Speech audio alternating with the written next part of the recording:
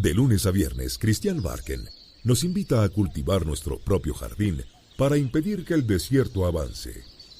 Una hora de autocultivo intensivo, con conversaciones, historias, viajes, pensamientos. Un viaje a la palabra lleno de asombro para desenterrar los tesoros que nos esperan en nuestro propio jardín a la hora del regreso a casa. En Pauta 100.5 FM. Aquí comienza Desde el Jardín. Lo esencial de toda exploración será volver al propio jardín y ver las cosas por primera vez, decía el gran T.S. Eliot. Queridos y queridas radiovidentes, nuevamente aquí confinados desde el jardín, como prácticamente todos ustedes los que están en la región metropolitana. En el resto del país la situación es menos dramática que en Santiago. La peste avanzó desde el sector oriente hacia el poniente y está haciendo estragos. Ha avanzado a una velocidad, bueno, no sé si sorprendente, porque lo hemos visto así en Italia, en España, en Estados Unidos, y me he acordado mucho de algunas ciudades que uno ha conocido en su esplendor, en su libertad de movimiento, en su flujo, en su vitalidad. Esas ciudades que han sido atenazadas, golpeadas fuertemente por la pandemia. Yo le digo la peste, ¿eh? Ahora sí, claro, esta es una peste. Pero además hay otras pandemias paralelas. Alguien habla de la infodemia, etcétera, ¿no? Las pandemias psíquicas, bueno, y desde luego el fantasma del hambre, que comienza a aparecer por primera vez y muchos ya lo nombran, lo dicen, hasta economistas. Están hablando del hambre. La rapidez con que se sale, a ver, la lentitud con que se sale de la pobreza en América Latina y la rapidez con que se retorna a ella. Y me acordé de Nueva York hojeando un libro de Enrique Lin a partir de Manhattan, esa ciudad que ha sido tan golpeada, particularmente golpeada. El poema se llama Hiper Manhattan y lo voy a compartir con ustedes. Escrita para otros, la ciudad con sus mendigos imperiosos y yo el analfabeto. Los hados me caparon del inglés al nacer. Por la Quinta Avenida, este río del viento filudo de Manhattan, soy un puñado de palabras lectoras, una hoja que de letras arrastrada del viento, el azaroso. Si el paraíso terrenal fuera así, igualmente ilegible, el infierno sería preferible al ruidoso país que nunca rompe su silencio en Babel, dice Lin. Y como es característico de Lin, es el sujeto precario que habla desde una precariedad, de luego la precariedad del lenguaje, de no poder aprender nunca el otro idioma que no sea la lengua materna, algo que obsesionaba a Enrique Lin. Él amaba Manhattan, amaba Nueva York, apenas podía, alguien lo invitaba, se pegaba unas escapadas hacia allá y se encontraba con su amigo Pedro Lastra y con otros, Rigos Capatos, el griego. Y hay, bueno, en este libro hay un puñado de poemas que de alguna manera muestran ese Manhattan que sigue siendo, me imagino, el Manhattan de hoy, porque todo cambia y nada cambia en Nueva York.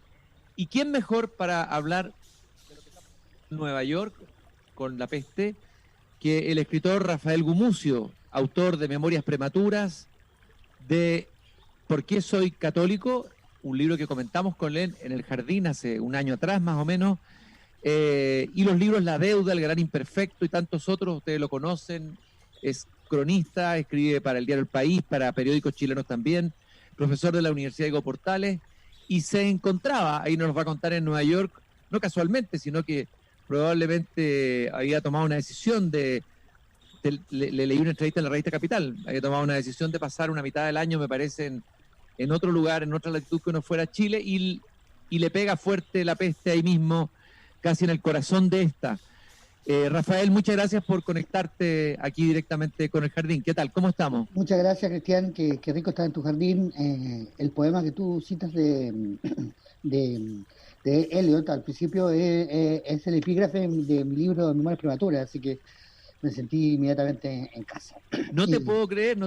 Qué sincronía, qué sí, buena. Así que, y que se acaba de reeditar ahora, que ya ves, es un libro de 20 años. Sí. Para mí es como el privilegio máximo poder publicar un libro después de 20 años, seguir publicando el mismo libro después de 20 años. Sí, claro. Sí, pues Manhattan, como a Enrique Lin, me ha sido esquiva, digamos, porque he tenido muchas aventuras en Manhattan. pero nunca he podido vivir realmente ahí. Y esta vez que lo estaba intentando, que tenía pasaje, tenía casa, tenía lugar, tenía una tarea, un trabajo que hacer. Llega esta pandemia, nos vamos a la playa y nos quedamos en la playa porque evidentemente mucho mejor panorama para estar con niños, estar en la playa cerca de Nueva York, y me quedé sin Manhattan. Bueno, son esos amores, Kio, que a uno como que lo impelen más a seguir buscando, así que probablemente vas a intentar de nuevo en algún momento abordar Sí, además me siento Manhattan. muy representado por lo del idioma, porque bueno, yo sé francés, además de castellano, pero el inglés me es totalmente esquivo. Se supone que lo sé, porque mi mujer es americana, mis hijas, en mi casa todo el mundo habla inglés, y yo sigo sin poder desarrollarme en inglés. Y estos meses que yo pensé que me iba a dedicar a estar en el ambiente inglés, me he dedicado a escuchar puras cosas en francés, pura radio francesa, y leer puras cosas en francés o en castellano, digamos. Como que hay algo con el inglés que me complica. Es un idioma hermoso y además bastante simple. Qué curioso, a mí Pero me pasa lo mismo, quizás el hecho de tener, pues yo también comparto contigo el hecho de ser un bilingüe con el francés, a lo mejor y el francés te cierra, ¿eh?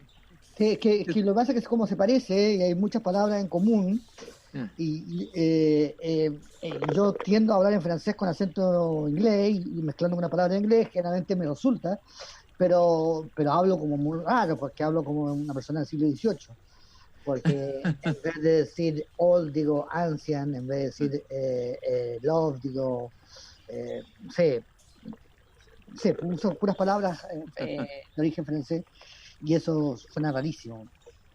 Y, eh, y el acento además fuertísimo.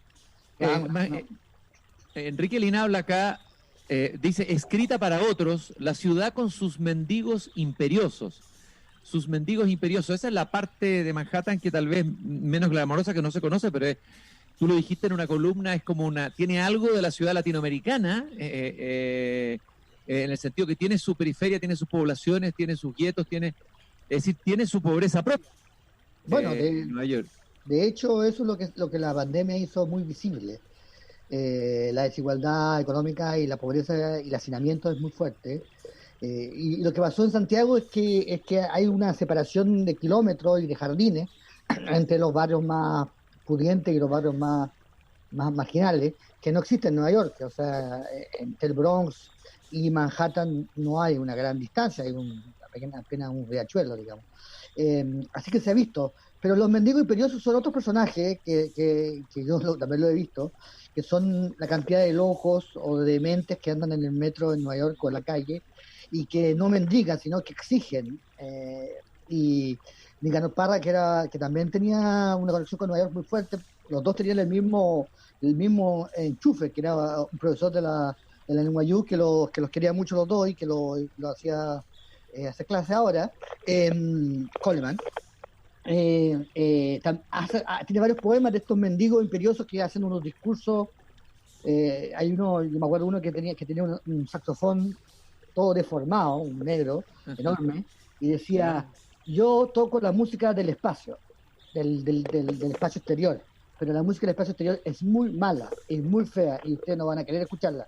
Así que denme dinero para que yo no toque la música del espacio exterior. Y todos teníamos que darle dinero para que él no tocara ese saxofón horrible. Y todo el mundo en Manhattan tiene como instituido que no se puede hacer nada contra.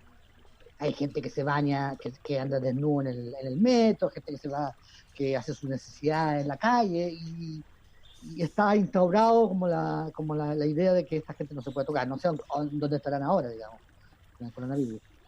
Rafael, tú escribiste una carta, no sé si es carta columna, en que le hablas a tu amigo, me imagino que estabas viviendo el momento peak de la pandemia en Nueva York.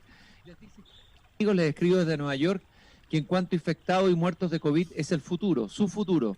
Mucho de lo que van a vivir ya lo vivimos acá. Y aunque estemos muy lejos de la salida, algo de la experiencia sufrida aquí quizás les sirva. Bueno, ya estamos entrando, por lo menos en la región metropolitana, en ese futuro del que tú hablabas en esa carta y que tú lo viviste antes en Nueva York. y sería interesante saber qué has aprendido de esa experiencia sufrida que nos pueda servir aquí, aunque sean realidades distintas. Sí, aquí a mí me impresionó. Al principio yo sentí que eran unos irresponsables tremendo acá, porque no pararon a tiempo, porque nunca la cuarentena ha sido total, porque hay muchas cosas que aquí se han hecho, y apenas se puede, la gente vuelve a la calle y todo. Pero por otro lado también hay un sentido de unidad, de fraternidad en el dolor, y de aguantar, digamos, y de apretar los dientes. Igual creo que Nueva York ha tenido un muy buen vocero, que es el gobernador, que es Andrew Cuomo, que ha sido un tipo muy resiliente, muy duro, que no ha contado ninguna mentira, ni mucho menos. Y tenemos un presidente que es un demente, pero que la gente dejó, por ejemplo, de preocuparse de su demencia, digamos. Y creo que yo siento que en Chile hay una idea de que la desconfianza es como choro, es como de adultos, como cuando las personas pierden la fe o descubren que el viejo Pascuero no existe. Pero descubrir que el viejo Pascuero no existe es bien infantil, digamos. Sí, hay una edad en que uno descubre que el viejo Pascuero no existe, y después hay una edad en que uno dice, bueno, no existe, pero existe. Sí, todo igual, todos los años llega el viejo Pascuero. Así que creo que esa madurez, que cuando uno sabe que las cosas no existen, pero igual está dispuesto a creerlas, porque cree que es mejor creer que no creer, digamos. Y no es que uno crea en el viejo Pascuero, pero yo creo que sí existe el viejo Pascuero, nosotros lo hemos fabricado, digamos. Lo mismo puede existir con Dios, o con la solidaridad, o con la hermandad entre los pueblos, o la hermandad entre la gente, o digamos, hasta el socialismo. Todas esas cosas no existen hasta que uno las ve existir, digamos. Entonces, esta idea que los chilenos tenemos como de que tener pruebas para creer, especie de Santo Tomás no de Aquino, sino que Santo Tomás Apóstol, ver para creer, yo creo que es bien infantil y no nos está haciendo ningún bien. Sí, está bien acertado tu diagnóstico de lo que está pasando en Chile. De hecho, creo que estamos envenenados de ese virus que venía de antes, de la desconfianza, la sospecha llevaba a grados absolutamente demenciales y a veces ridículos. Y sobre todo, creo que hay una suerte de infantilismo en todo esto, ¿no? Que se vio, no estoy diciendo que estuviera detrás del movimiento social, que tenía, por supuesto, cosas muy bonitas y muy interesantes, pero también había un cierto infantilismo desatado. Sí, también ayuda a que las autoridades no sean para nada maduras, digamos. O sea, frente a un niño que se va a sacar fotos a la plaza y que promete cosas y que cree cosas, evidentemente es difícil tener una actitud madura y responsable frente a un niño también. Y claro, ahora no sé si el hecho de que nuestras autoridades no se comporten como de manera adulta sea una buena idea, que tampoco nosotros lo hagamos, digamos. Alguien tiene que hacerlo.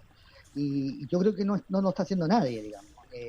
Y eso es súper grave, porque lo que vamos a necesitar ahora es actitud de adultos, en el sentido de que vamos a sufrir, que va a haber muchas muertes, que va a haber mucho dolor, que va a haber mucha incertidumbre, y que lo único que tenemos que hacer frente a eso es decir qué va a pasar, y que las mejores cabezas se pongan a pensar en una solución, digamos, soluciones de paz, por supuesto. Pero mire lo que pasó con el SIDA. Nunca se encontró remedio para el SIDA, pero se encontró terapia, se encontró también formas de vivir, se encontró una comunidad que supo organizarse, la comunidad gay al principio y la comunidad después de infectados, y sin que nunca le hayamos ganado al SIDA, no lo dejamos ganar, lo domesticamos, lo supimos poner en su lugar. Y yo creo que esa capacidad es súper grande entre los humanos. Al final, casi todo lo que nosotros comemos, bebemos, está infectado de bacterias. Nosotros comemos carne podrida, fruta podrida, no sé, y eso es lo que los seres humanos sabemos hacer mejor que nadie. Los otros animales se mueren con la carne podrida, nosotros hacemos, no sé, jamón, digamos, o vino. Es el gran sentido del vino, digamos, y de la bebida alcohólica como símbolo, que es símbolo de algo que podría matarnos, pero que al revés nos da más vida. Bueno, claro, alquimia, es una alquimia claro. Absolutamente humana. Tú hablabas de la demencia de Trump y hablabas de este gesto de Piñera sentarse en la Plaza Baquedano, un gesto de un narcisista, ¿no? Un narcisista un poco demente, pero tú mismo dices que ni 4 veces lo demente que es Trump, o ni 3 veces, podríamos decir, lo demente que es Bolsonaro. O sea, también hay que colocarlo en una proporción. O sea, Piñera no es Trump y Piñera no es Bolsonaro. Siendo que a mí no me gusta nada, no es santo mi devoción, le conocemos su personalidad y muchas veces nos hastía escucharlo cada vez que habla, y lo que más valoramos es su silencio cuando se retira y no habla. En ese sentido no tenemos un líder de mente, no estamos en la asociación de Brasil. No, que más que yo creo que en el caso de Bolsonaro y de Trump, además de demencia, hay grados de maldad, digamos. Bolsonaro es alguien que considera que la tortura es buena y el asesinato es bueno y que hay que matar a los enemigos. Sí. Y Trump también es una persona que no tiene que no tiene ninguna moralidad. No es el caso para nada de Piñera. Yo creo que es narciso, yo creo que es infantil, yo creo que podría hacer tantas cosas bien, menos las que está haciendo, digamos. O sea, está dotado para tantas cosas, menos para ser presidente. Pero no creo que él crea que la estructura es buena, que el asesinato es bueno, y que tenga la línea del bien y el mal corrido de manera tan profunda como tienen estos líderes, que son gente de la que no solo son personas incompetentes, sino que Bolsonaro es realmente una persona que yo creo que es malvada, además de que creo que tiene bastante poco CI, o sea, bastante poco coeficiente intelectual, que no es el caso de Trump, que creo que es bastante inteligente, aunque se hace el tonto. Yo creo que evidentemente que el presidente tiene un alto CI, pero eso no basta. No basta. Imagínate, mírame a mí, que tengo un bajísimo CI. Y te caíste y terminaste con las 2 muñecas rotas. Sí, claro. Tuviste un accidente ahí en bicicleta bastante rudo. Cuéntanos un poco qué te pasó, Rafael. No, fue el accidente más tonto de la Tierra, porque vi un auto a 10 metros y frené de manera preventiva 10 metros antes. Y me frené de manera demasiado... ¿cómo se podría decir? Demasiado rápida, y me rompí los dos brazos. Pero espérate, ¿eso fue en Manhattan? No, aquí en Los Hamptons. Yeah. No, en Manhattan no. Así que tuve la experiencia absolutamente rarísima de entrar en urgencia a un hospital justo en la época del pleno pic del COVID, pero por una enfermedad que no era la habitual, digamos. Y tú cuentas, escribiste eso en una columna, y dices que hay algo más fuerte que la vida o la muerte. La no muerte, que la viviste ahí en esa habitación en la que estabas, viste amanecer. Al otro lado estaban muriendo los pacientes por COVID y tú recuperándote de esta operación por este accidente. Sí, a mí me impresionó, porque no sé si se llama valentía eso, pero yo soy muy cobarde y físicamente muy cobarde, y sin embargo estaba dispuesto a hacerme operaciones muy dolorosas y estaba dispuesto a soportar mucho dolor con tal de no morir. Esa experiencia no me había sucedido nunca, la experiencia hasta qué punto uno es capaz de que llega un doctor y te dice, ¿sabes que te voy a cortar una pierna? Y tú decir, bueno, ¿sabes qué? Ya, córtalo. Yo veía esto en las películas de pirata, digamos, pero bueno, no es que me cortaron una pierna, pero el doctor me dijo de repente que tenemos que operar las 2 muñecas ahora en 2 horas, y son cosas que en mi personalidad, que detesto los dolores, que detesto esto, no existen, digamos. Y igual dije que sí, igual lo hice, igual desperté, igual pensé que estaría dispuesto a hacer cualquier cosa con tal de seguir viviendo, que es bien dramático esa sensación. Claro, claro, en el fondo te reconoces como un sobreviviente, que es lo que somos todos finalmente, ¿no? Sí. Rasguñamos por sobrevivir. Todos queremos quedarnos, uno más que otro, algunos exageran, dicen prefiero morirme, pero finalmente en el momento dado se aferran con uñas a la vida. Por Nos eso, aferramos con uñas. Y cuando empezó esto del COVID, mucha gente dijo, bueno, yo me sacrifico, mi cama de hospital se la regalo a otra persona, no sé, cuando uno está ahí, quiere vivir de una manera muy desesperada, y me llama la atención, no lo habría esperado. En uno de los artículos que escribiste también hablas y describes la situación de Nueva York. Decíamos recién que es una ciudad donde los pobres no están separados de los ricos. Pero no tanto, sí. Están cerca. ¿Cómo sería? Valparaíso tendría algo de eso, ¿no? En otro sentido, pero es una ciudad donde... En Valparaíso no hay ricos, pero... Claro, en Valparaíso hay como Claro, a lo mejor, claro, tienes razón. Existieron ricos, existen las casas casi arqueológicas de los ricos. Puede haber uno que otro, pero no sé si ya cuántos queden, ¿no? Bueno, pero ¿qué descubriste tú de Nueva York? Yo sé que no estás metido en el mundo, pero ¿qué descubriste o qué se reveló, aparte de la pobreza de Nueva York, en esta crisis? Yo creo que la resiliencia y la capacidad de entender que este virus está hecho especialmente para Nueva York. O sea, todo lo que el virus necesita es mucha gente muy mezclada, de muchos lugares distintos. Nueva York lo ofrecía de manera absolutamente... y Nueva York como que dijo, mira, ¿sabes qué? Vamos a tener que aguantar nomás. Y claro, Nueva York es un puerto, como Valparaíso, y uno se lo olvida porque sobre todo es como un supermercado, es como un mall, es como un teatro, también es ¿cómo se llama? Es una cuestión de finanzas, también es una cuestión de academia. O sea, Nueva York es tantas cosas al mismo tiempo, pero en su corazón es un puerto todavía. Y tiene ese espíritu del puerto, digamos, lo que te estaba diciendo yo de córtame un brazo o córtame una pierna y no tenemos anestesia, tenemos whisky ya. Ese espíritu de pirata lo sentí yo, como ya, van a morir mucho, va a haber mucho dolor, pero no sentí como lloriqueo, ¿cachai? Que no sentí como que... Y las páginas de los diarios son muy heavy todos los días, son sábanas y sábanas de muertos. Mucha gente que uno no sabía que estaba viva muere. Como Little Richard, claro. Que uno no sabía que todavía estaba en vida.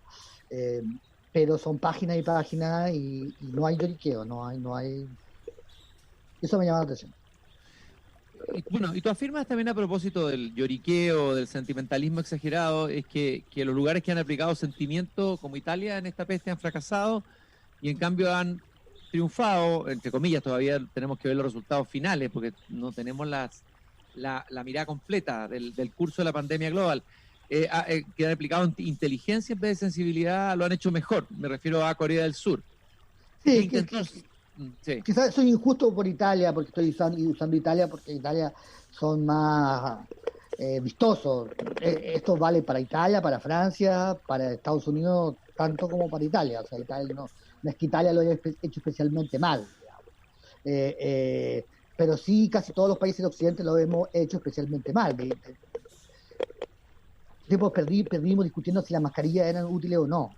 O sea, durante meses estuvimos discutiendo eso, que es absurdo, que visto con que hasta yo, que no sé nada de medicina, evidentemente pensaría que las mascarillas son útiles si permiten que si estoy infectado no respirar, no lanzarla. Bueno, tuvimos muchas discusiones de ese tipo y los países como Corea del Sur, parece, y como Singapur o como Alemania, que simplemente que en vez de pedirle a la población sacrificios y pedirle que entreguen su corazón y su alma y que hagan sacrificios personales gigantes, vigilan y calculan y van calculando sobre todo el número de camas, porque al final tenemos que entender eso, que el problema es el problema de salud pública, no es el problema del virus. El virus no es un problema, el problema es que no tenemos camas para tratarlo.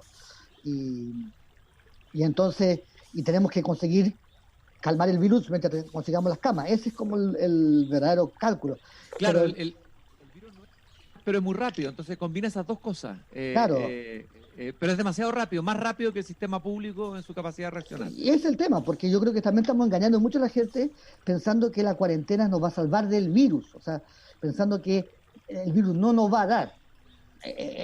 Todo el tema es cuándo nos va a dar, no que no nos va a dar. Entonces el tema es cuándo nos va a dar y el tema es que para mi mamá o para mi papá o para la gente que yo quiero salvar, o para mí mismo también, haya una cama en que salvarlo y eso es todo. Ahora, la idea de que nos vamos a salvar del virus está muy metida en la cabeza de la gente y creo que es muy peligroso. Y de hecho, el hecho de que haya menos contaminados, según el informe y estudio que han salido recién, salieron ayer en Chile, aquí tenemos recién solo un 3% infectados, incluso inflando un poco la cifra, hace que sea inevitable después porque vamos a volver a a la calle, vamos a volver a la escuela, y va a venir la segunda y capaz que venga más fuerte. O sea, tampoco nos asegura el protegernos. Si lo único es el control de la... ¿Cómo se vio la salud pública en Nueva York? ¿Qué pasó efectivamente ahí? Vimos escenas como las de Italia, vimos escenas de tener que decidir entre ponerle ventilador a uno y no a otro y dejarlo morir. ¿Cuál fue la radicalidad del...? Aquí hay problemas que son además más graves, porque la salud es mitad privada, es carísima, y hay mucha gente que no quiere ir a los hospitales y a las clínicas porque tiene miedo de que se les cobre, aunque hubo protocolos para que no se les cobrase.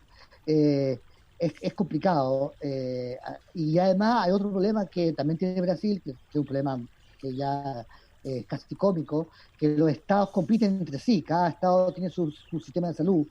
Entonces, en vez de tener una respuesta global de todo Estados Unidos ante el tema, el estado de Georgia, como vimos el otro día en Missouri, que hubo una fiesta de piscina gigante, digamos. Esa fiesta de piscina es carísima porque la gente que está en esa piscina no solo va a infectar Missouri, va a infectar otros estados, y entonces son temas más complicados aún que los temas de Italia. Italia tiene un problema que era la vejez de gran parte de su población, digamos, pero la respuesta fue bastante más eficiente de la que ha sido acá, en Estados Unidos, quiero decir. Tú hablabas de Trump, una figura demente, claramente demente, pero claramente no sé si da tan claro esto para un Estados Unidos más profundo, del que se ha hablado siempre, ¿no? Un Estados Unidos que votó por él y que parece que va a seguir votando por él. ¿Qué ha pasado con digamos, con Trump? ¿Está fortalecido, debilitado? Lo digo políticamente, en términos de imagen. Bueno, Nueva York tal vez no sea el lugar más indicado para hablar de Trump, porque nunca se ha llevado bien con Trump desde hace mucho tiempo. Pero es neoyorquino. Es neoyorquino, claro que sí. Y es bastante de Nueva York, o sea, es bastante una invención de esta ciudad. Le gusta o no reconocerlo a Nueva York. ¿En qué sentido Trump es una invención de Nueva York? Interesante eso. Bueno, es un magnate inmobiliario de Nueva York, que todo su fantasía, todo ese espíritu de espectáculo, todo ese circo ha sido siempre muy neoyorquino. Y es cierto que Nueva York hace bastante tiempo que es una ciudad financiera, una ciudad mucho más capitalista de lo que quiere pensar. Está lleno de profesores universitarios socialistas, de izquierda y gente buena onda, pero la verdad es que la ciudad tiene un corazón capitalista muy fuerte. Y yo vivía cerca del río Hudson, y lo que yo veía todos los días eran helicópteros y más helicópteros de millonarios que atravesaban en su edificio, digamos. Entonces, sí, Trump es una invención de Nueva York, digamos. No sé cómo va a impactar esto. Debería impactarlo mucho, porque se pensaba que Trump, la fortaleza económica que tenía Estados Unidos, era su gran aliado. La economía norteamericana está destruida. Él está haciendo políticas muy, digamos, casi socialistas, en el sentido de que está inyectando dinero estatal como loco, pero no sabemos. Lo que pasa es que la izquierda norteamericana es una de las izquierdas más tontas del mundo, digamos, y más incapaces del mundo. Eligieron a Joe Biden, que es un candidato bastante poco agraciado y interesante. Ya están encontrándole escándalos sexuales a Biden, que tiene 150 años, por lo cual pueden encontrarle cualquier cosa, porque su vida entera ha hecho muchas cosas. Y van a lograr... Y entonces vamos a tener una izquierda que está preocupada de los escándalos sexuales de Biden frente a un Trump que se puede violar a quien quiera y no importa nada, digamos. Entonces, como esta especie de puritanismo tonto de la izquierda que no permite ver más allá, y mientras tanto la idea del mal menor, digamos, de que quizás Biden sea un pobre tipo y un abusador quizás, o no sé lo que sea, pero entre eso y Trump...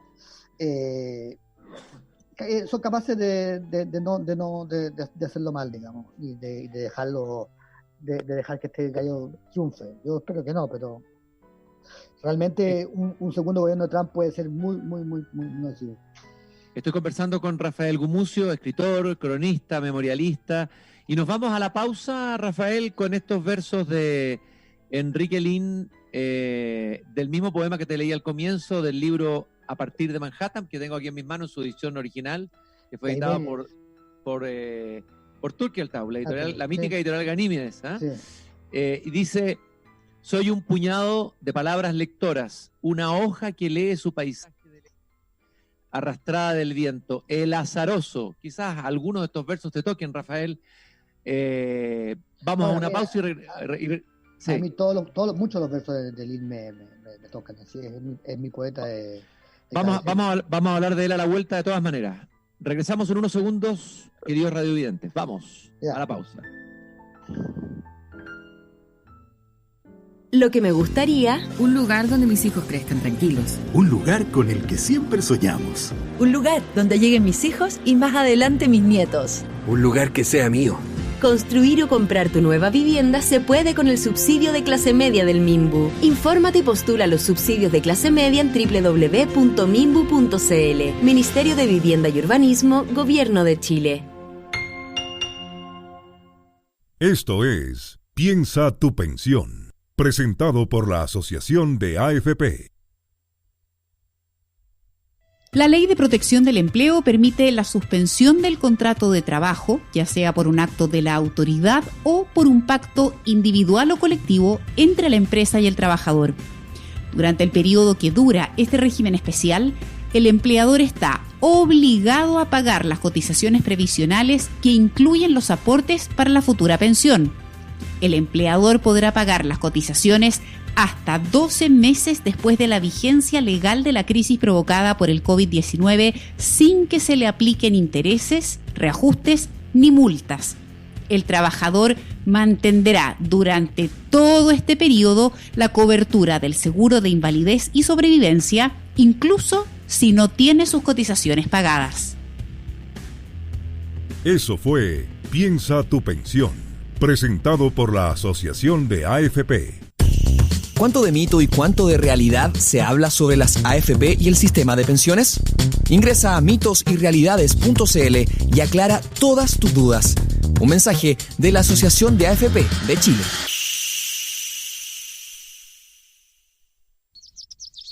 Seguimos conversando desde el jardín con Cristian Barken en Pauta 100.5. En el río del Subway, un poema de Enrique Linde a partir de Manhattan. Nunca se ve la misma cara dos veces en el río del Subway. Millones de rostros planctónicos hunden en el centelleo de la oscuridad o cristalizan al contacto de la luz fría de la publicidad a un extremo y otro de lo desconocido. Enrique Linde tenía una fascinación cada vez que iba a Nueva York de meterse en el Subway y viajar a veces sin dirección. Una vez se perdió y se metió en unos barrios y en unos lugares, empezó a ver gente alrededor. Bueno, lo describía esto como una película de pesadilla, como que estaba rodeado de unos zombies y de unos mendigos y no sabía cómo volver, chapuceaba el inglés, digamos. Muy divertido, se lo escuché personalmente hace una montonera de años atrás. Estamos conversando con Rafael Gumucio, que conoce muy bien la obra de Enrique Lin, que ha escrito un estupendo artículo publicado en El País, que me gustó mucho, Rafael. Creo que logra en pocas páginas dar una clase magistral de la esencia de la poesía de Lin. Se llama El eterno retorno de Enrique Lin, y tú afirmas que Enrique Lin, poeta chileno, no ha hecho otra cosa que resucitar, y me gustaría que explicaras esa afirmación. Sí, yo creo que con el tiempo ha crecido su figura como poeta y su obra. Yo veo cada vez más fanáticos de Enrique Lin, digamos, y de partidario de Lin. Creo que entre la pelea Gonzalo Rojas, Nicanor Parra, que consumió muchos años de la poesía, queda Enrique Lin como la síntesis, es decir, uno es la tesis y la antítesis y Lin queda como la síntesis, es decir, que yo creo que la gente necesita la poesía lírica, digamos. Yo escribí una biografía entera de Nicanor Parra, así que conozco muy bien el otro lado, pero la exigencia de Parra es muy fuerte y es muy... Y a veces solo Parra podía sostenerla, digamos. Entonces, igual seguimos necesitando escribir poemas de amor y necesitamos escribir poemas de dolor y poemas de placer. Y para eso Parra es difícil de usar, digamos. En cambio, Lin entrega un camino posible para seguir haciendo poemas que tengan esa carnalidad. Y al mismo tiempo que sean poemas muy inteligentes y muy alto calibre intelectual. Tú dijiste algo que me parece que es extraordinario como síntesis de lo que es la poética de Lin. Un desencantado que canta. Sí, es divertido porque claro, todo el tiempo es como que va a cantar, canta y después dice ¿por qué estoy cantando? ¿Por qué estoy cantando? Y después vuelve a cantar. Y claro, era una persona de una capacidad lírica enorme que se tuvo que reprimir o se reprimió, yo creo que en gran parte por culpa de Nicanor. Que opera como su super yo, ¿no? Claro, que nos pasó a todos los que los conocimos, Nicanor, que se metía encima de uno y te decía ¿para qué escribir? ¿Pero por qué escribe? ¿Qué significa esto? La tonterita del yo, o quién es el que está hablando y por qué está hablando. Y esa a mí yo era un fanático de Lin antes de todo esto, pero después de escribir sobre Parra me refanaticé porque vi que habíamos vivido el mismo problema, digamos. Bueno, tú llegabas donde Parra y de repente te decía, cuando estaba hablando que Shakespeare era cuico, ¿no es cierto? Y cuico Shakespeare, después de haber hecho todo y tú llegabas a hablar de eso y te decía, no, Cristian, la culpa de todo la tiene Homero. Sí, pues. ¿No? Con Homero empezó la decadencia. Claro, y tú le leías un verso de un poeta y decías, eso se acabó.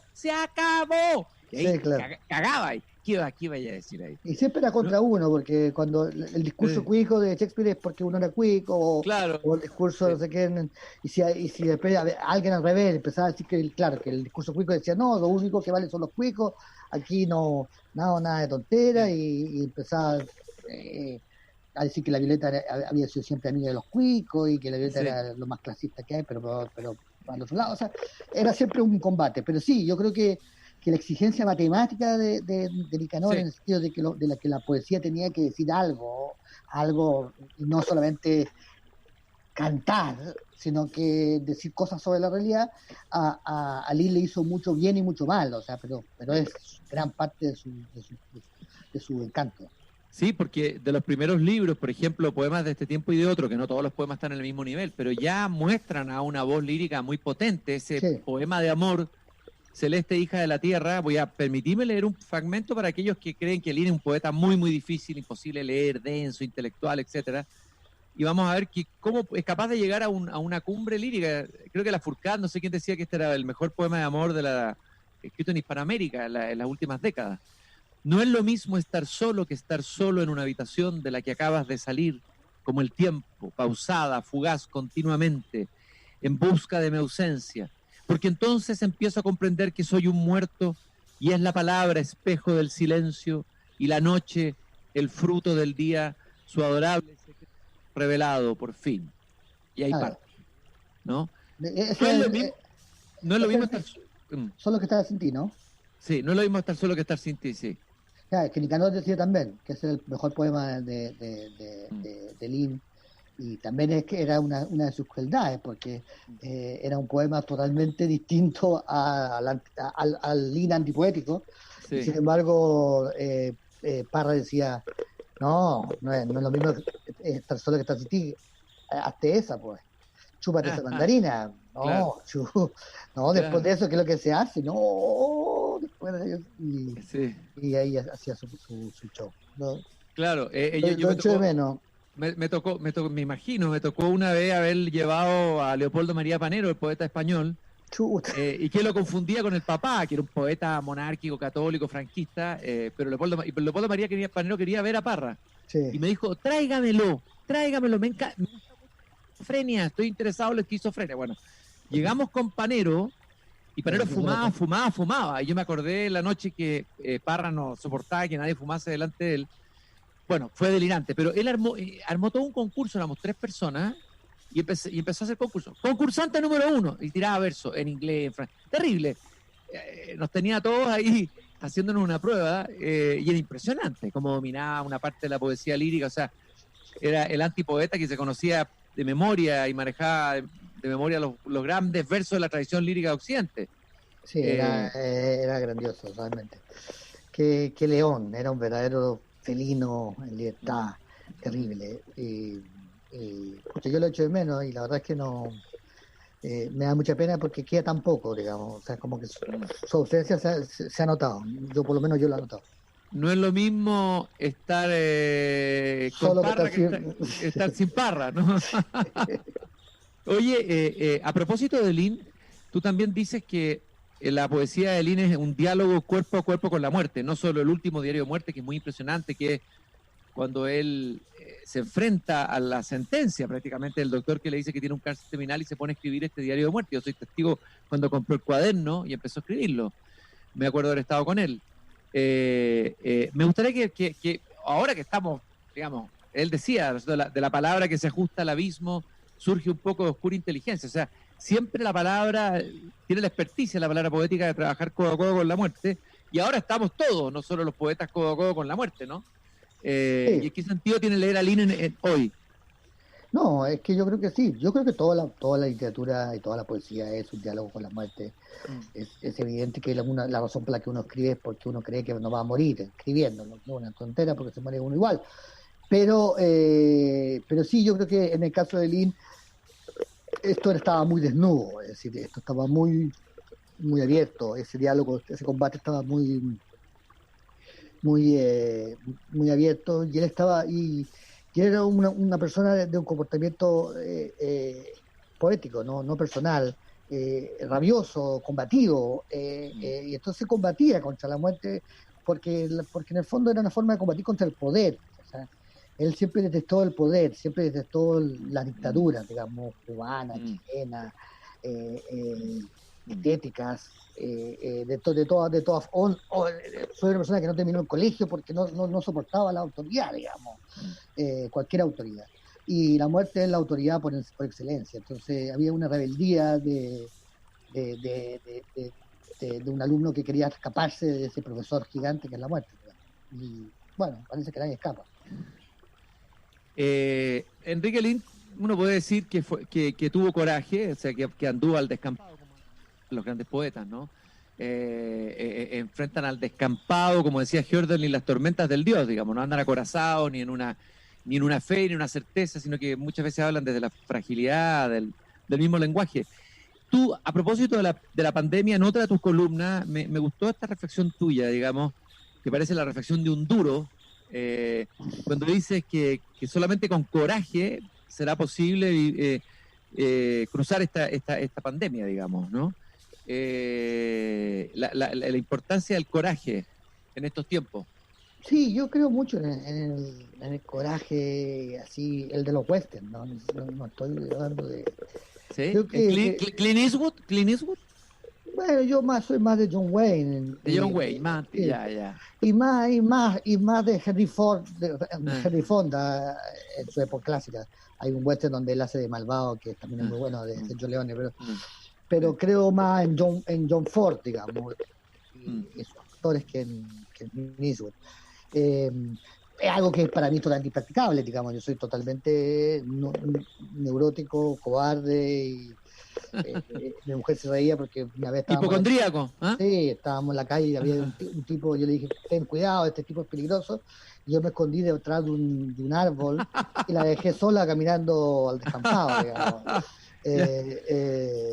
Entonces, claro, no creo mucho, o sea, creo mucho en ese coraje, no lo practico mucho. Pero creo que una de las pocas cosas de Bolaño que me pareció que tenía todo sentido del mundo es que él hablaba también de eso. Porque al final el coraje o la valentía, y estoy hablando de la valentía más básica, estoy hablando de la valentía física, es un valor que realmente admirable. También le pasaba mucho a Borges, digamos, que él admiraba en realidad mucho el coraje físico, el coraje real, el coraje... Claro, sus cuentos de los barrios de Buenos Aires, del ¿cómo se llama? El tipo los cuchilleros. Sí, el hombre de la esquina rosada. El hombre de la esquina rosada, claro. Y mucho, y claro, y toda su onda con la saga irlandesa y todo eso tenían ese tema. A mí me interesan, yo no soy ningún valiente, pero sí vamos a tener que tener mucho coraje, y vamos a tener que tener mucha entereza, y va a ser duro porque yo creo que por lo menos llevamos, no sé si en Chile por lo menos nosotros, tú y yo, más tú que yo, tuvimos la experiencia de la dictadura que de alguna forma nos permite... Sí, a mí me recordó mucho los 80, entre 70 y 80, pero mucho la asociación donde nos encaminamos, que va a ser de pobreza, que va a ser de austeridad de pobreza fuerte. Y de muerte. Y de, sí. Y eso que llegan a la casa y te dicen, mira, se le tocó, murió tal. Exactamente. Y yo me acuerdo de mis padres, yo era chico, pero me acuerdo de mis padres y la sensación de que, bueno, no había tiempo para quejarse. O sea, si estábamos en esa lucha, si estábamos en ese lugar, no era para ir a llorar y te enseñaban cómo resistir la tortura. También te enseñaban que si tú no resistías, estaba bien, digamos. Pero había un cierto estoicismo en estos viejos, de una generación estoica, que uno la ve en algunos viejos escritores que son estoicos, incluso personajes que se ven como frágiles, que como Florior Pérez, no sé, que se estaba muriendo de cáncer y no hablaba de su enfermedad, y era un estoicismo cuando estuvo también encerrado en un campo de prisioneros.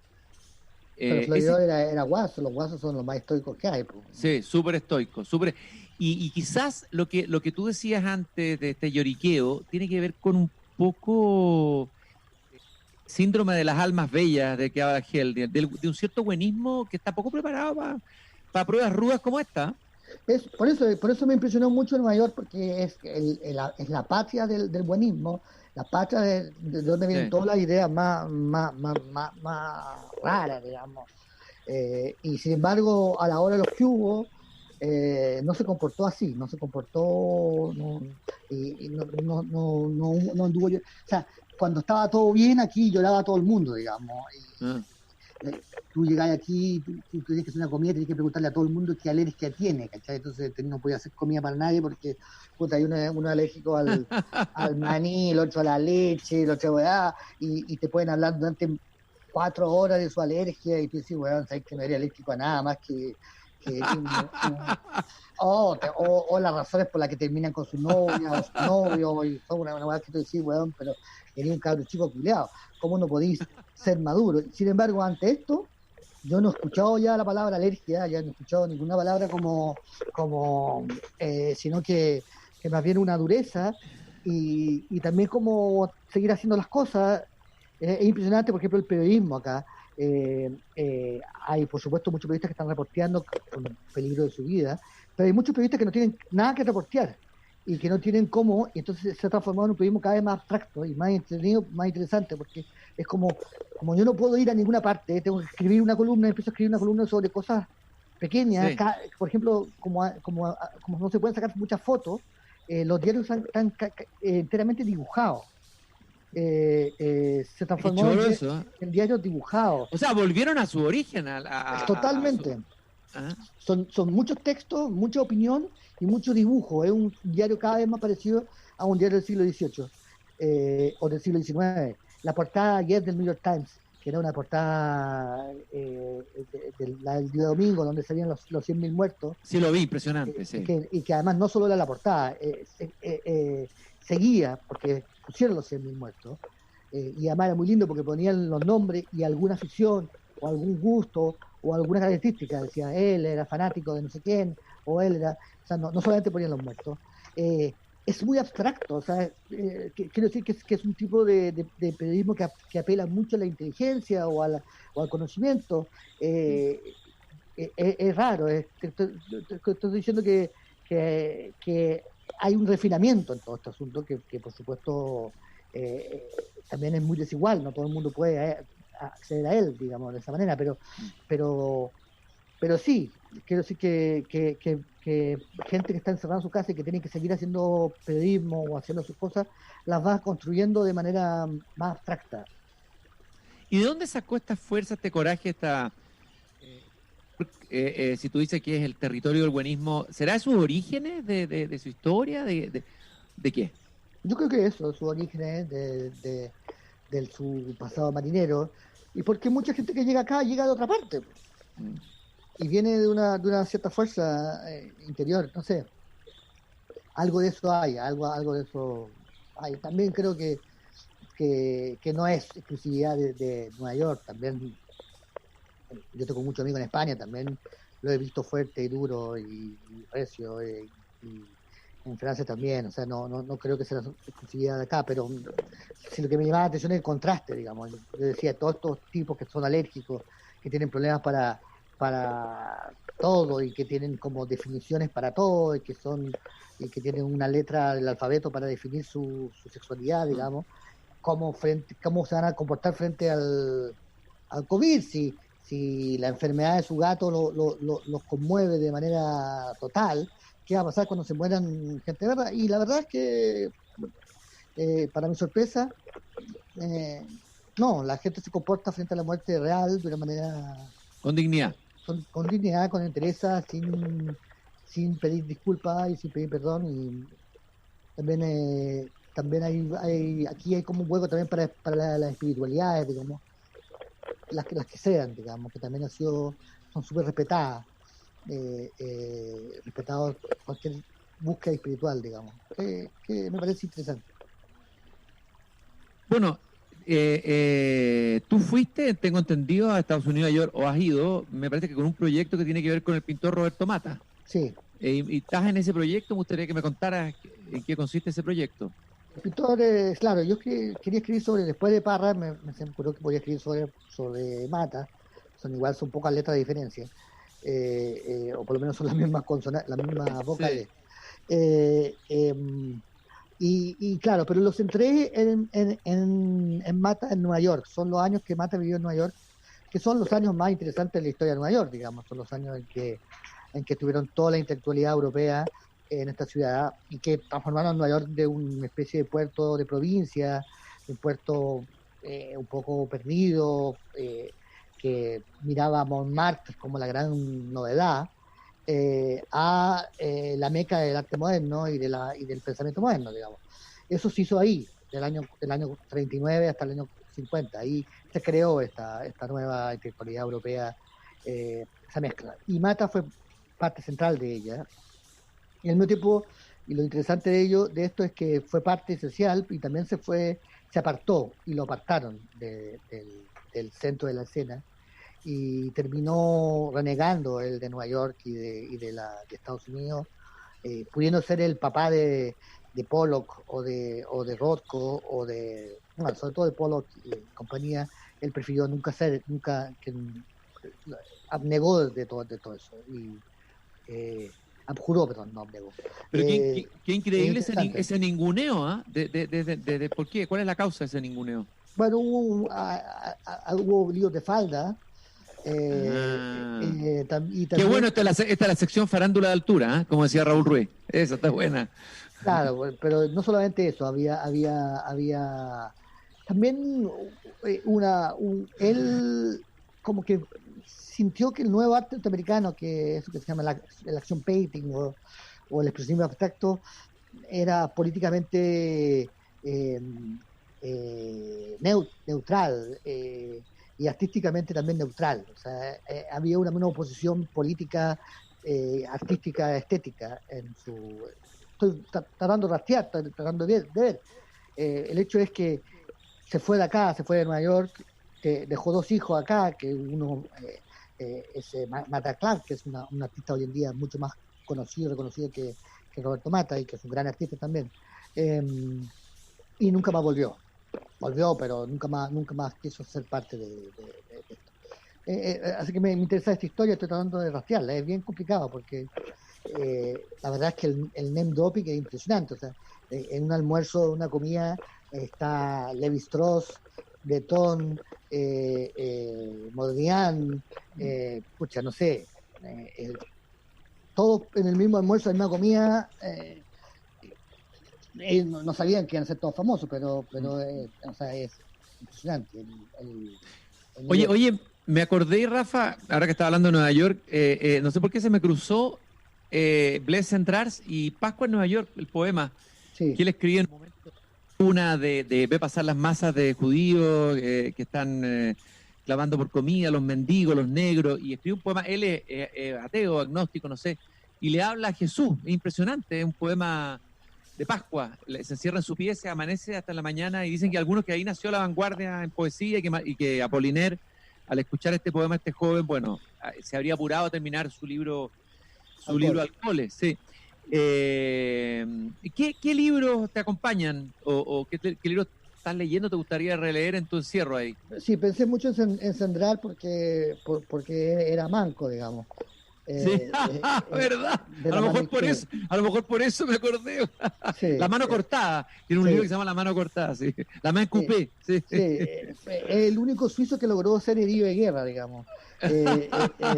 Lo que habla de una verdadera locura, porque justamente una de las gracias del suizo es que no te van a cortar la mano en la guerra. La verdad es que, claro, tengo que leer mucho para este trabajo de Mata, mucho de surrealismo, mucho de teoría del arte, y tengo que trabajar mucho porque escribo una obra de teatro a la semana, y que tengo que ensayar y que tengo que trabajar. Eso me ocupa muchísimo tiempo, digamos, que la presentamos los viernes, todos los viernes, aquí, una obra de teatro por Zoom. Así que eso me tiene bastante ocupado.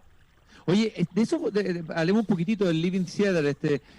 ¿Cómo se puede hacer un teatro? ¿Puede ser teatro este proyecto de presentación de una compañía que funciona como videoconferencia a través de una plataforma digital y que se llama Living Theater? O sea, parece una contradicción con patas.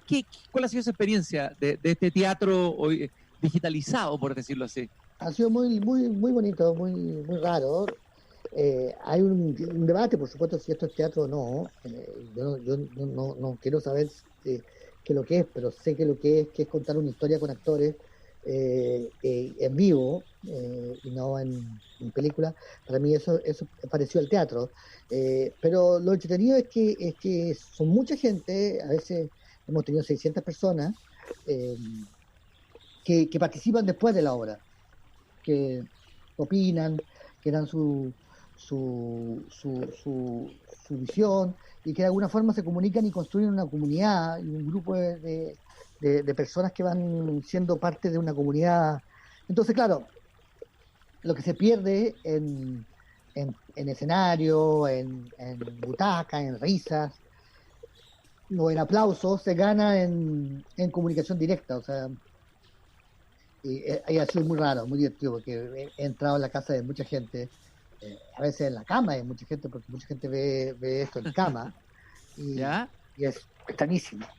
Pero espérate, ¿y ese público dónde está? ¿Pero en qué lugar, en qué país, en qué...? En Chile, y en Chile. Y en mucha gente de muchas partes, también gente que chilenos que están en todas partes. Oye, ¿y cómo se accede y cuándo son las funciones?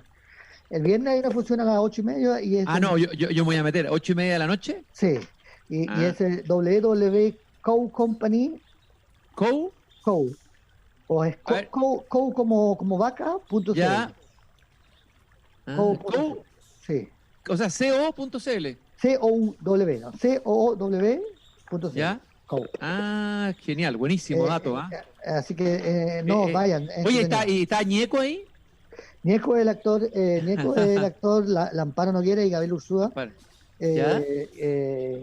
Que la verdad es que lo hacen increíble y ha sido súper difícil porque el texto, por ejemplo, que vamos a hacer el viernes, se lo entregué ayer, tenemos que ensayarlo hoy y así, pues, tenemos que trabajar a marcha forzada. Y ha sido una experiencia súper entretenida y divertida, trabajar un poco como trabajaban los dramaturgos de antes, digamos. Un poco como a marcha forzada y escuchando la actualidad. Y me imagino que Shakespeare lo hacía así, digamos, porque realmente decían, oye, hay un tema, hay un problema con tal cosa, escríbete una obra, y el tipo la escribía. Las de él eran un poco más complejas que la mía y sí más largas. Teatro situado, para usar un vocabulario de Enrique Lina, como poesía situada, teatro exigido por la urgencia. ¿A ti te gustaba el cine de Woody Allen o no te gusta Woody Allen? Mucho, sí, me gustaba mucho, me gusta. Yo creo que tienes rasgos en común con él, Sí, rasgos de personalidad, yo creo que te lo van a haber dicho. Me pasó cuando la primera vez vi una película de él, estuve a punto de querellarme, porque sentí que me había copiado muchas cosas. Después me di cuenta que eran coincidencias de espíritu, pero sí, era así antes de Woody Allen y siguió siendo así. Yo creo que como personas no tenemos mucho en común. Si estuviéramos en el mismo lugar, cosa completamente complicada, no creo que no creo que nos llevaríamos demasiado bien, digamos. Él es tímido, yo no, la gente tímida me cuesta mucho. Pero ¿hay algo del Manhattan de Woody Allen que te interese o que te sirva de seña para...? Bueno, mucho, pues yo estoy casado con Nueva York, así que no lo conozco muy de cerca, conozco sus casas y todo. El problema es que las películas de Woody Allen hablan de Dios, de la existencia de Dios, o de la muerte, que son los mismos diálogos, pero se habla de metros cuadrados y de precio del metro cuadrado. Se hablaba, ahora la conversación ha cambiado, y ha cambiado de rumbo y se ha puesto más existencial, pero durante mucho tiempo, por eso te digo, durante mucho tiempo Nueva York fue el Nueva York de Donald Trump, y es cierto que la gente vivía en departamentos bohemios y se vestía de manera bohemia, pero trabajaban en Wall Street, digamos. Y al final la diversidad que se ve en Nueva York es bastante mentira, en el sentido de que en Manhattan, por lo menos, todo el mundo era de distintos países, pero en el fondo era igual, digamos, hijos de papá de todas partes del mundo. Eso es lo que fue Nueva York hasta esta gran pandemia, que creo que va a cambiar sociológicamente mucho Manhattan, estoy hablando, porque hemos descubierto que Nueva York era más que Manhattan. Oye, Rafael, ¿y te han venido ganas, nostalgia así de volverte? ¿O cuáles son tus planes? ¿Qué estás rumiando, digamos? Porque imagino que igual ha sido fuerte. Te ha tocado lo del accidente, te ha tocado la pandemia en Nueva York, te ha tocado la parte cosa de Nueva York, digamos, ¿no? Sí, bueno, la verdad es que vivo un poco en Chile, porque como trabajo para Chile, como escribo para Chile, estoy un poco en Chile, digamos. El paisaje no es chileno, estoy en primavera y ustedes están en otoño, y estoy en la playa y ustedes están en la ciudad, digamos. Pero aparte de eso, como el horario además es el mismo, no estoy tan lejos, digamos. Es raro eso. Nunca salí del horroroso Chile, decía Enrique Lin, ¿no? ¿Te acuerdas de ese poema? Sí, ese poema nunca me interpretó, porque yo nunca encontré Chile horroroso, digamos. Esa parte de Lin y de su generación no la compartí nunca. Hay un rencor por Chile, ¿eh? Hay un rencor con Chile, sí. Sí, pero es como también es un poco absurdo, porque como que Lin le pedía a Chile lo que Chile no puede dar, digamos. O sea, si yo quiero ir al Louvre, quiero ir al Prado, me voy a Francia, pero no voy a esperar que el Museo de Bellas Artes sea el Louvre o el Prado, digamos. Hay una cosa un poco ridícula en esa generación, que no solamente de Lin, sino que toda la generación de odiar Chile por lo que Chile es, digamos. Entonces, yo nunca sentí eso, quizás porque a diferencia de Enrique, todo ello fue criado fuera de Chile, entonces para mí siempre me gustó. Encontré que, por ejemplo, ver los volcanes, la cordillera, sentir que los climas cambian, incluso la violencia de la vida social, digamos, por ejemplo, las desigualdades económicas me duelen, pero me entretienen porque son reales, digamos. Siempre sentí que París o Nueva York o todas esas ciudades son como un poco un museo, digamos, y que era mentira. Entonces no tengo por esa mentira ningún cariño. Bueno, Rafael, yo te agradezco muchísimo el tiempo que te diste, tranquilo, pausado, para conversar conmigo desde... ¿Cómo se llama el lugar donde está esa playa? ¿Puedes ver el mar? ¿Puedes ver el mar ahí? Sí, o sea, no de mi ventana, pero si camino 200 metros estoy en la playa. ¿Y no hay cuarentena? ¿No te tienes libre circulación? Libre circulación absoluta. Qué maravilla, qué envidia, qué rico. Sí, es un poco, sí, envidia, pero también da un poco de vértigo, porque sabemos que la libre circulación va a ser más tiempo de cuarentena, digamos, o sea, más tiempo de contagio. No sé, hoy está feriado, hoy es el Memorial Day, así que hay mucha gente en la playa.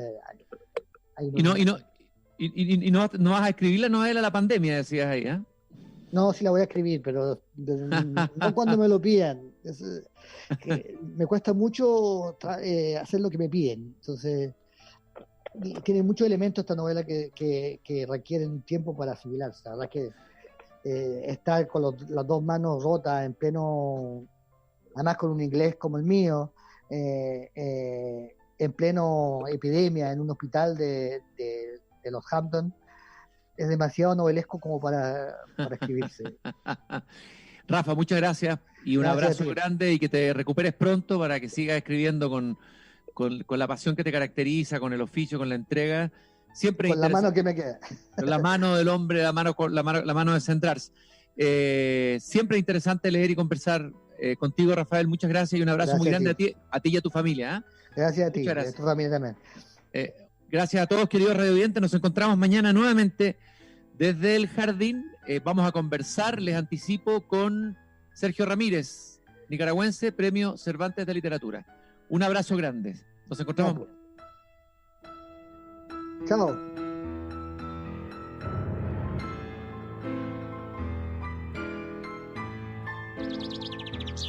Es hora de entrar y cerrar la puerta por hoy. Mañana, Christian Barken nos invita a volver a salir al aire libre para cultivar las ideas y las palabras desde el jardín, en Pauta 100.5. Escuchas Pauta 100.